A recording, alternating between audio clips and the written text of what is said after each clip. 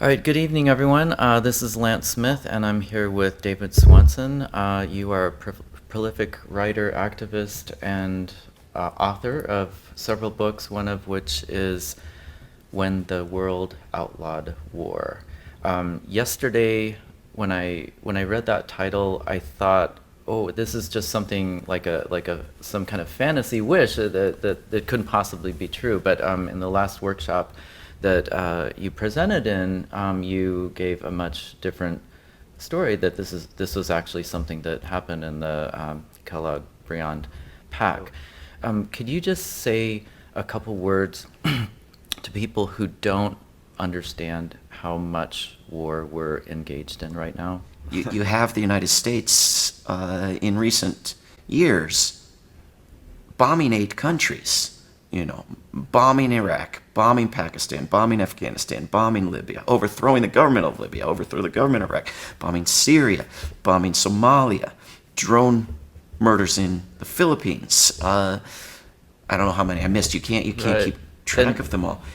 And I mean, when people on the street are approached and asked to name all the countries that we're bombing, they often get it wrong. They don't even know where the countries are. And when they learn that we are bombing at least 8 countries that we know of, they just, their jaw just drops, and they just don't even they don't even believe that could be true. Like, how could they not even know that? And I mean, obviously there's a media blackout, a mainstream media blackout from all of the military interventions that we're involved in. I just joined a group in the Bay Area that is very interested in opposing our illegal aggression in Syria.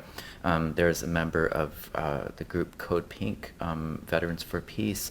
There are a couple of journalists and other activists. We are just now forming and trying to strategize about how to educate people about what's really happening in Syria. And there's an excellent primer on that topic that I've been trying to pass out to people who are, I think, somewhat open to the idea of learning what is actually happening. We are possibly planning some sort of either miniature conference or teach-in in the San Francisco Bay Area in the next couple months.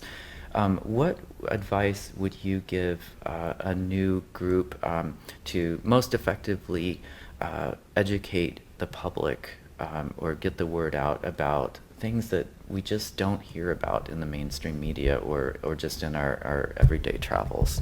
First of all, I'd love to see the primer myself. Is that something written or? Yes. Yeah, I'd love to. There's a booklet, and it's also online. It's Syria Solidarity Movement. If you go onto that website, Okay. there is a PDF version of it. Unfortunately, I didn't bring a copy, but it's excellent. It's called I think it's called the Consumer Frauds Guide to What's Happening in Syria, and it's written by the former Attorney General of, I think, New York, and he was Assistant Attorney General of a couple other states as well. But it's excellent, and one of the activists is a journalist who writes quite often for Consortium News. I What's can his give name? you his name is Rick Sterling.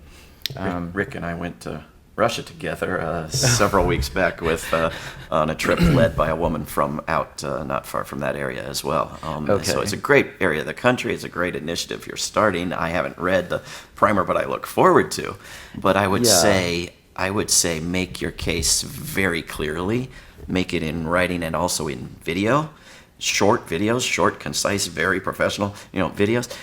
Make it without anything questionable, without any exaggeration, without any overstatement, without any simplification, without anything that doesn't have footnotes and documentation, because this is, the most, divisive and disputed war of all the smorgasbord of wars that you could talk about.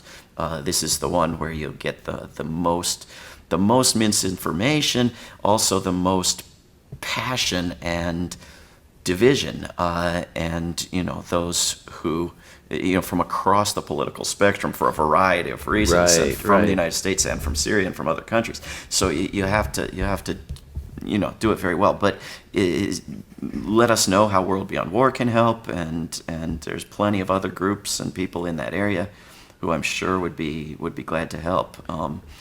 When I've done events in San Francisco, I've done them in the San Francisco Public Library, and they have their own calendar. They promote their own events. They make their own professional video of the events and post it online right after, and and they fill the room with people.